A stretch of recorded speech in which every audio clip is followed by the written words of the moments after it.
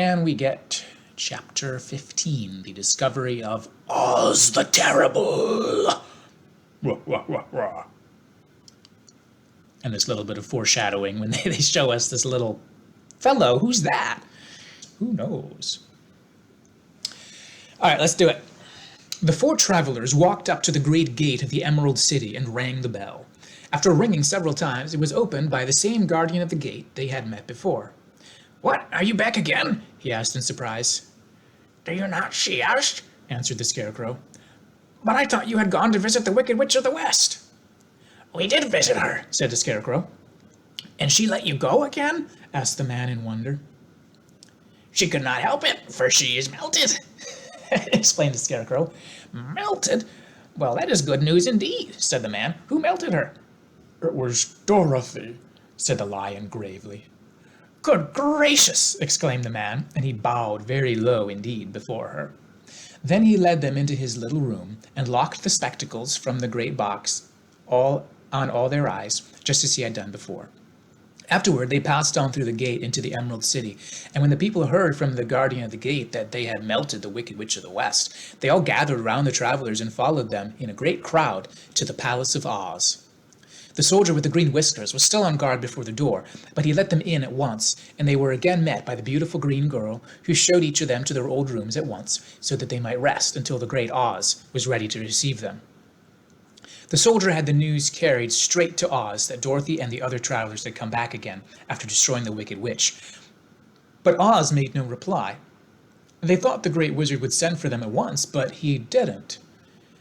They had no word from him the next day, nor the next, nor the next.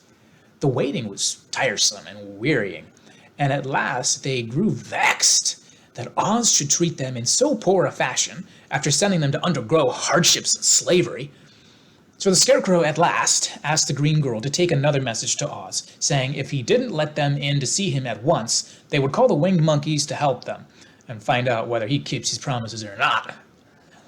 When the wizard was given this message, he was so frightened that he sent word for them to come to the throne room at 4 minutes after 9 o'clock the next morning.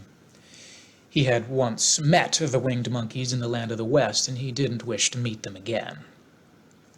The four travelers passed a sleepless night, each thinking of the gift Oz had promised to bestow upon him. Dorothy fell asleep only once, and then she dreamed she was in Kansas, where Aunt Em was telling her how glad she was to have her little girl at home again. Promptly at 9 o'clock the next morning, the green-whiskered soldier came to them, and 4 minutes later, they all went into the throne room of the great Oz. Of course, each one of them expected to see the wizard in the shape he had taken before, and all were greatly surprised when they looked about and saw no one at all in the room. They kept close to the door and closer to one another, for the stillness of the empty room was more dreadful than any of the forms they had seen Oz take. Presently they heard a voice, seeming to come from somewhere near the top of the great dome, and it said solemnly, "I am Oz, the great and terrible. Why do you seek me?"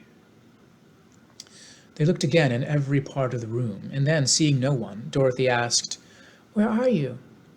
"I am everywhere," answered the voice, "but to the eyes of common mortals I am invisible. I will now seat myself upon my throne that you may converse with me." Indeed, the voice seemed just then to come straight from the throne itself, so they walked toward it and stood in a row while Dorothy said, "We have come to claim our promise, O Oz." "What promise?" asked Oz. "You promised to send me back to Kansas when the Wicked Witch was destroyed," said the girl. "And you promised to give me brains," said the Scarecrow. "And you promised to give me a heart," said the Tin Woodman. "And you promised to give me courage," said the Cowardly Lion. "Is the Wicked Witch really destroyed?" asked the voice, and Dorothy thought it trembled a little. "Yes," she answered. "I melted her with a bucket of water." "Dear me," said the voice, "how sudden. Well, come to me tomorrow, for I must have time to think it over." "You've had plenty of time already," said the Tin Woodman angrily. "You shan't have a day longer," said the Scarecrow. You must keep your promises to us, exclaimed Dorothy.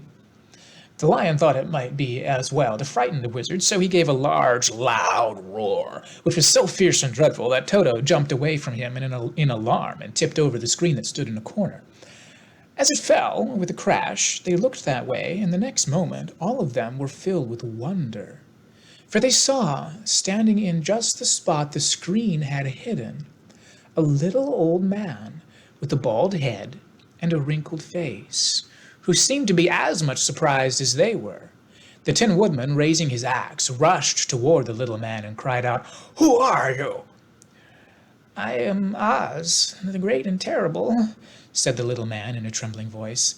But don't strike me, please don't, and I'll do anything you want me to do."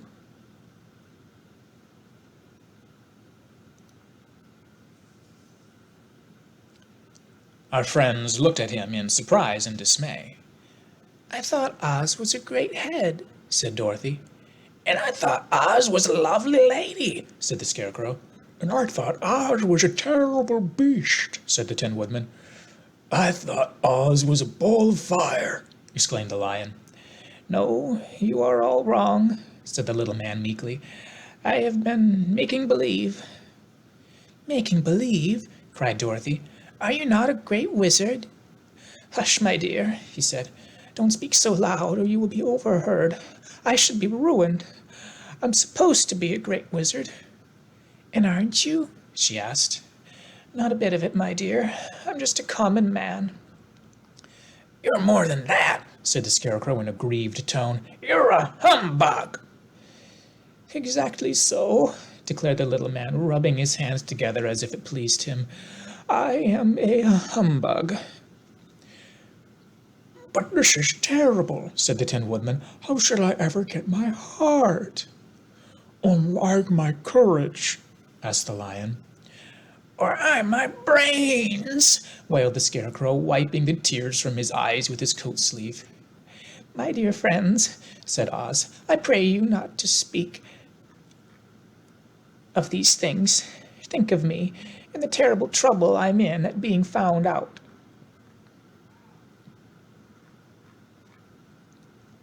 "Doesn't anybody else know you're a humbug?" asked Dorothy. "No one knows it but you four and myself," replied Oz. "I have fooled everyone so long that I thought I should never be found out. It was a great mistake ever letting you into the throne room. Usually I will not even see my subjects, and so they believe I am something terrible." "But I don't understand," said Dorothy in bewilderment. "How was it that you appeared to me as a great head?" "That was one of my tricks," answered Oz. "Step this way, please, and I will tell you all about it."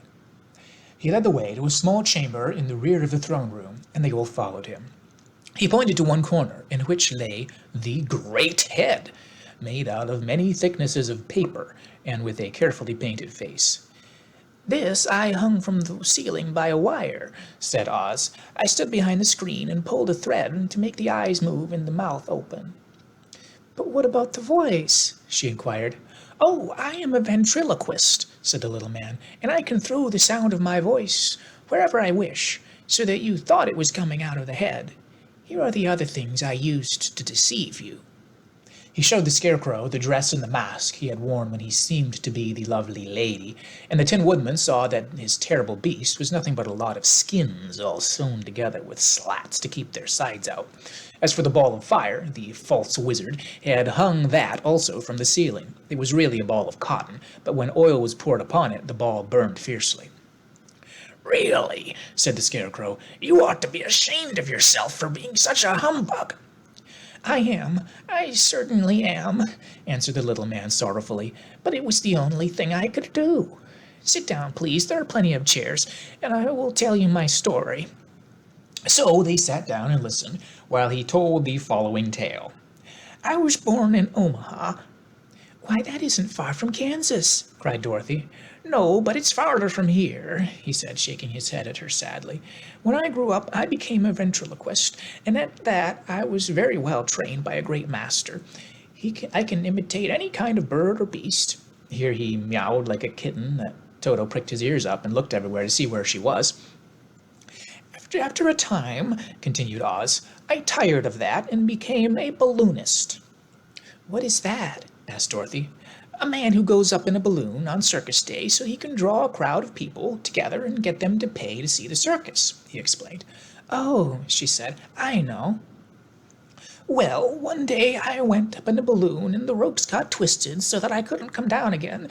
It went way up above the clouds so far that a current of air struck it and carried it many, many miles away. For a day and a night I traveled through the air, and on the morning of the second day I awoke and found the balloon floating over a strange and beautiful country.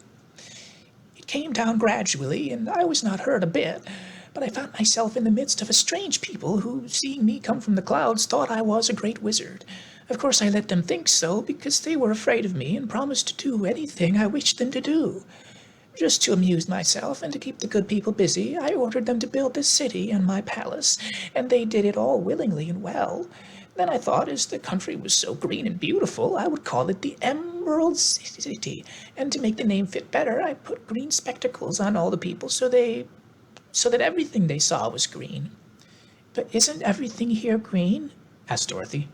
No more than in any other city, replied Oz. But when you wear green spectacles, why, of course, everything you see looks green to you. The Emerald City was built a great many years ago, for I was a young man when the balloon brought me here, and I am a very old man now. But many people have worn green glasses on their eyes so long that most of them think it really is an Emerald City. And it certainly is a beautiful place, abounding in jewels and precious metals and every good thing that is needed to make one happy. I have been good to the people, and they like me, but ever since this palace was built, I have shut myself up and would not see any of them. One of my greatest fears was the witches, for while I had no magical powers at all, I soon found out that the witches were really able to do wonderful things. There were 4 of them in this country, and they ruled the people who live in the north and the south and the east and the west. Fortunately, the witches of the north and south were good. I knew they would do me no harm, but the witches of the east and the west were terribly wicked, and had they not thought that I was more powerful than they themselves, well, they would surely have destroyed me. As it was, I lived in deadly fear of them for many years, so you can imagine how pleased I was when I heard that your house had fallen on the Wicked Witch of the East. When you came to me, I was willing to promise anything if you would only do away with the other witch, but now that you have melted her, I am ashamed to say that I cannot keep my promises. I think you are a very bad man, said Dorothy. Oh, no, my dear, I'm really a very good man, but I'm a very bad wizard, I must admit. Can't you give me brains? Asked the Scarecrow. You don't need them. You are learning something every day. A baby has brains, but it doesn't know very much. Experience is the only thing that brings knowledge, and the longer you are on Earth, the more experience you are sure to get. That may all be true, said the Scarecrow, but I shall be very unhappy unless you give me brains. The false wizard looked at him carefully. Well, he said with a sigh, I'm not much of a magician, as I said, but if you will come to me tomorrow morning, I will stuff your head with brains. I cannot tell you how to use them, however. You must find that out for yourself. Oh, thank you, cried the Scarecrow. I'll find a way to use them, never fear. But how about my courage? Asked the Lion anxiously.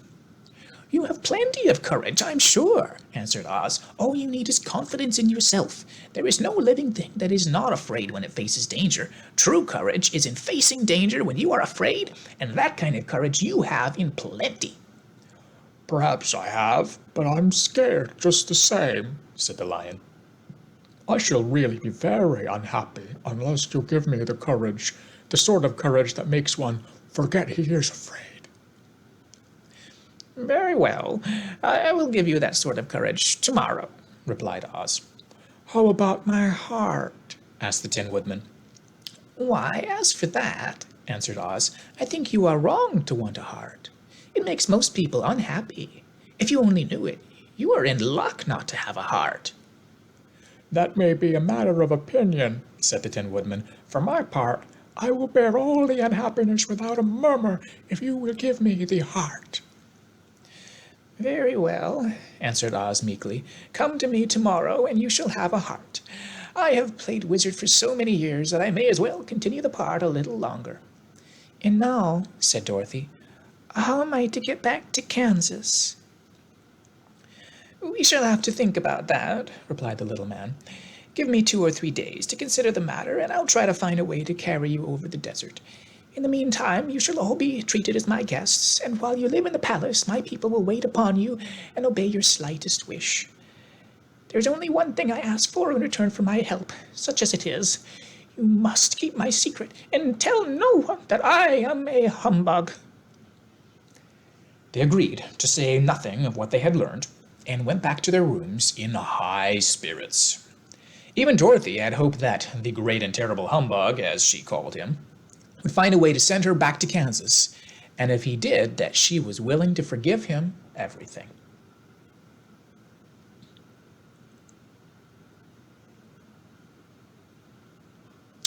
Well, that's the end of that chapter, and next we're going to get here is the magic art of the great humbug. All right, well, I'm going to pause my recording here and jump into the next one, so that'll be the next video.